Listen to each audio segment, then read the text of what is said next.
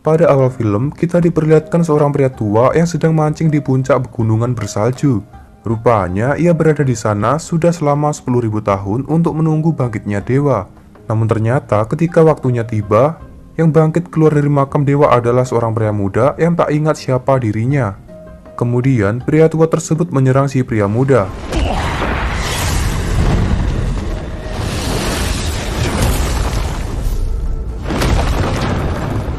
Karena penasaran, si pria tua menggunakan kekuatannya untuk melihat siapa sebenarnya pria muda itu.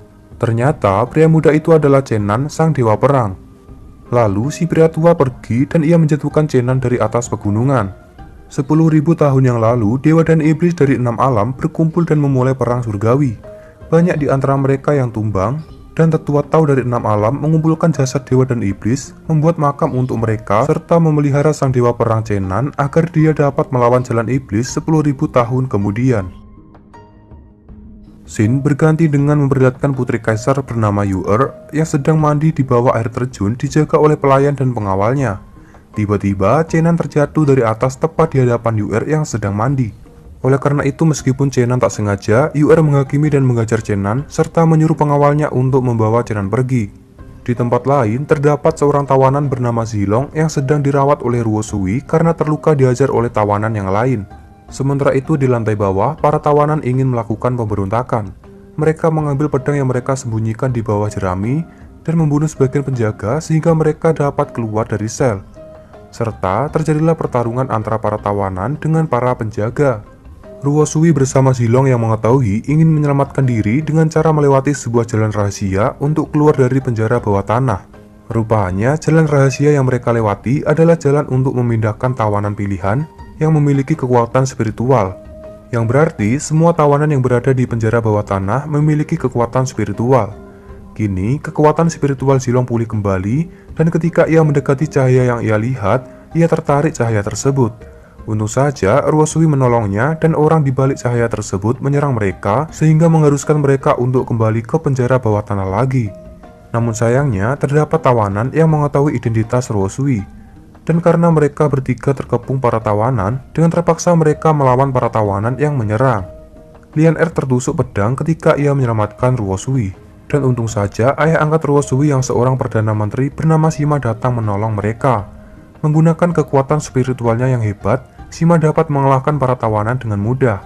Lalu ia memerintahkan anak buahnya untuk memasukkan para tawanan ke sel kembali.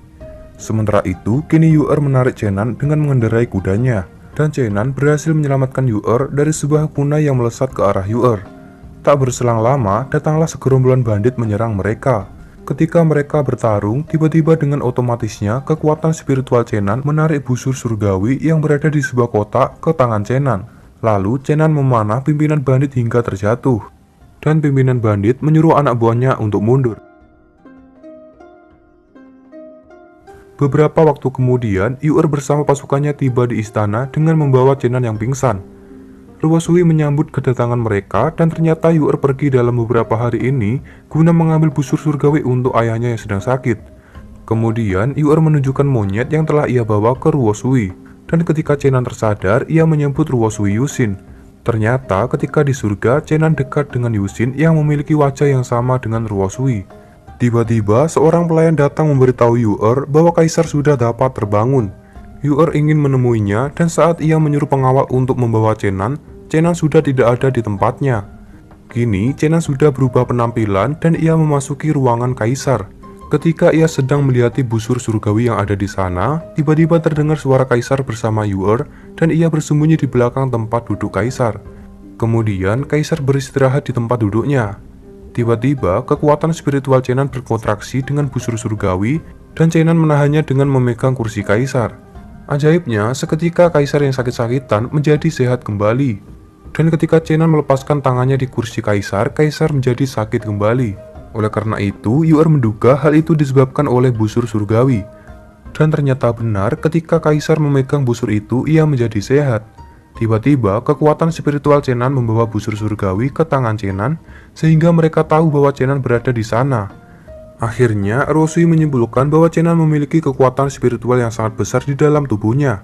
dan yang membantu Kaisar dapat terbangun karena bidang spiritual Chenan dan juga busur surgawi melengkapi kekurangan kekuatan spiritual Kaisar. Oleh karena itu, Kaisar meminta Ruo Sui untuk membawa Chenan ke Departemen Medis Suci. Di tempat lain, Sima memarahi anaknya yang bernama Lingkong karena tak berhasil mendapatkan busur surgawi.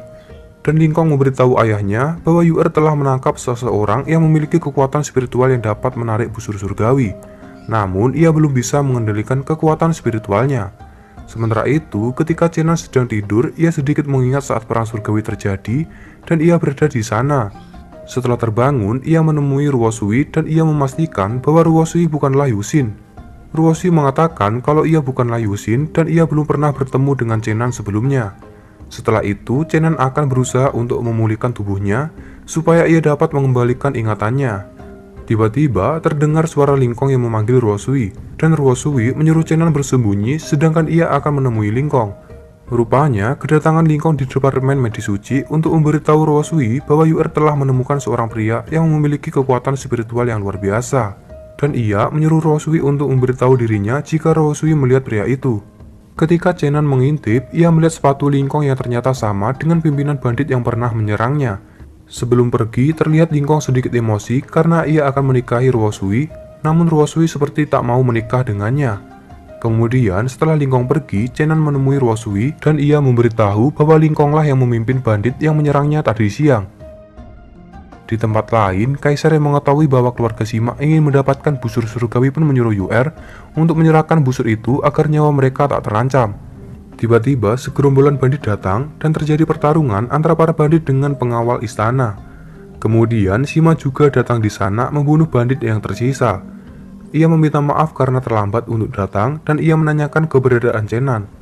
Namun tiba-tiba, Kaisar pusing dan menyuruh mereka untuk pergi. Sementara itu, Ruo Sui meracik obat untuk Chenan yang dapat menekan kekuatan spiritual di dalam tubuh Chenan. Setelah selesai meracik, Ruo Sui menyuruh Chenan untuk meminumnya, dan ia bergegas pergi ke ruangan Sima karena Sima ingin bertemu dengannya. Rupanya, Sima menanyakan keberadaan Chenan kepada Ruo Sui. Ruo Sui mengatakan kalau Kaisar menyuruhnya untuk membawa Chenan ke Departemen Medis Suci, namun Chenan malah menghilang. Kemudian, Sima menjelaskan bahwa hari ini ia sudah memutuskan untuk menetapkan pernikahan antara Lingkong dengan Ruo Sui. Sementara itu, ketika Chenan keluar dari ruangannya, tiba-tiba ia dipukul Yu'er hingga pingsan. Dan ketika ia tersadar, ia sudah berada di penjara bawah tanah bersama Yu'er. Rupanya, Yu'er membawa Chenan di penjara bawah tanah untuk bermain melemparkan beragam jenis pisau ke balok kayu di belakang Chenan berdiri. Kemudian, Chenan berpura-pura keracunan dan ia memanfaatkan kelengahan Yu'er untuk menyandera Yu'er. Sima yang mengetahui hal itu pun bergegas ke penjara bawah tanah. Setiba di sana, Sima menyuruh Lingkong untuk menyerang Chenan, dan Chenan terjatuh karena serangan Lingkong. Ketika Chenan ingin menggunakan kekuatan spiritualnya tidak dapat muncul, sehingga ia tertangkap oleh mereka. Kemudian, Sima menyuruh anak buahnya untuk memasukkan Chenan ke dalam sel tahanan. Sementara itu, Zilong didesak oleh tawanan yang lain, menyuruh Zilong untuk berubah menjadi naga. Karena sebelumnya Zilong mengatakan kalau ia adalah keturunan klan naga yang juga berpartisipasi dalam perang surgawi. Chenan yang mengetahui hal itu pun menolong Zilong menghajar 3 tawanan yang menindas Zilong. Sementara itu, Yu'er kaget mengetahui bahwa Ruo Sui akan menikah dengan Lingkong dan ia tidak merestuinya. Ruo Sui mau melakukan pernikahan karena ia mau membalas budi kepada ayah angkatnya yang telah mengasuhnya selama ini. Oleh karena itu, Yu'er mengungkap sebuah fakta bahwa dulu keluarga Ruo Sui dibunuh oleh keluarga Sima. Kembali ke penjara. Kini, Zilong berterima kasih kepada Chenan dan ia memperkenalkan dirinya bahwa ia adalah keturunan klan naga yang berpartisipasi dalam perang surgawi. Chenan juga memberitahu Zilong bahwa menurut ingatannya, ia juga berpartisipasi dalam perang surgawi. Ketika Zilong memeluk Chenan, Zilong tak dapat merasakan kekuatan spiritual Chenan. Oleh karena itu, Chenan menjelaskan bahwa Ruo Sui telah memberinya obat untuk menghentikan kekuatan spiritualnya. Di tempat lain, kini Ruo Sui berdandan karena ia akan segera melangsungkan pernikahannya. Ketika Zilong membahas rencana untuk melarikan diri bersama Chenan, ternyata Ruo Sui sudah berada di depan sel mereka. Kemudian, Ruo Sui mengeluarkan mereka dengan alasan Sima akan menginterogasi mereka. Dan ternyata, ia membantu mereka untuk melarikan diri. Dan di dalam perjalanan, Chenan mengetahui dari Zilong bahwa Ruo Sui akan menikah dengan Lingkong. Sementara itu, kini acara pernikahan antara Ruo Sui dengan Lingkong telah dimulai. Tiba-tiba Chenan datang menghentikan pernikahan sehingga terjadilah adu kekuatan spiritual antara Chenan dengan keluarga Sima.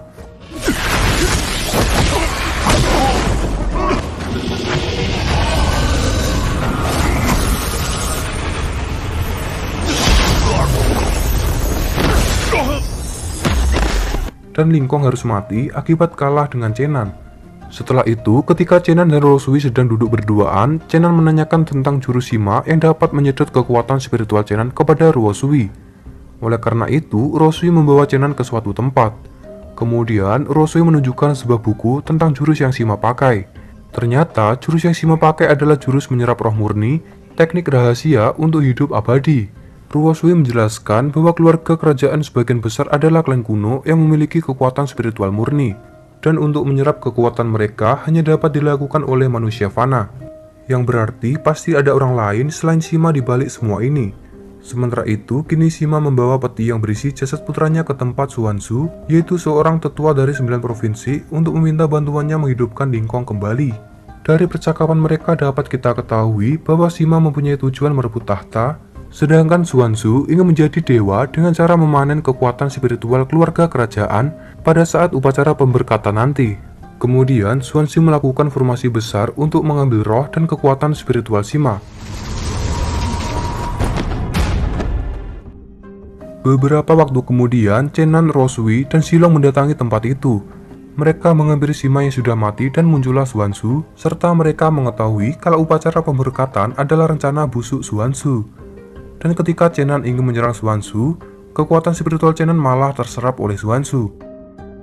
Setelah itu, Xuanzu pergi mendatangi kaisar yang sedang dirawat oleh Yu'er. Mengetahui kedatangan Xuanzu, kaisar meminta bantuan Xuanzu untuk menangani negeri Chu yang saat ini berada dalam masa krisis dan rakyat sengsara. Oleh karena itu, Xuanzu mengatakan kalau besok ia akan melakukan upacara pemberkatan untuk negeri Chu. Singkat cerita, esok pun tiba. Kini, Chenan dirawat oleh Ruosui. Mengetahui kalau Xuanzu ingin melakukan upacara pemberkatan, Chenan berusaha untuk bangkit meskipun tubuhnya belum pulih karena kekuatan spiritualnya hilang. Tiba-tiba, Silong datang membawa barang-barang mereka untuk pergi karena negeri Chu akan segera hancur. Namun dengan pendirian yang kokoh dan semangat yang luar biasa, Chenan ingin tetap menghentikan Xuanzu meskipun ia tak mempunyai kekuatan spiritual lagi.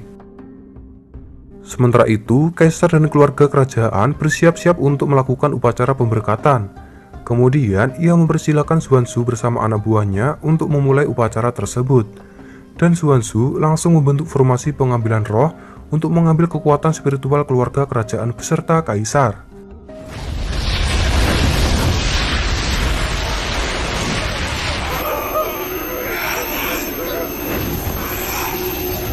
Yu'er bersama pengawal istana ingin menghentikannya.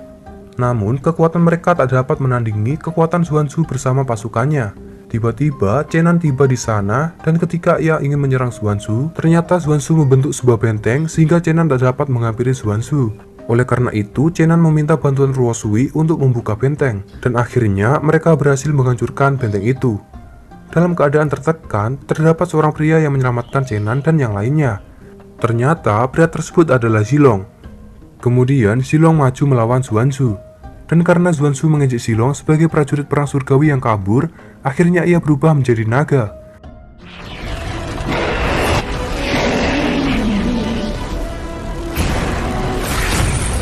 Sayangnya, Xuanzu dapat menjatuhkan Zilong sehingga Zilong menjadi manusia kembali.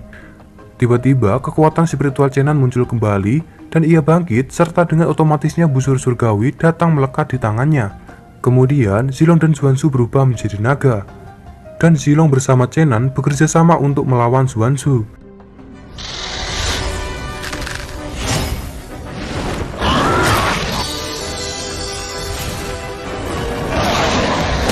Sampai akhirnya menggunakan busur surgawi dan petir dari Zilong, mereka berhasil mengalahkan Xuanzu.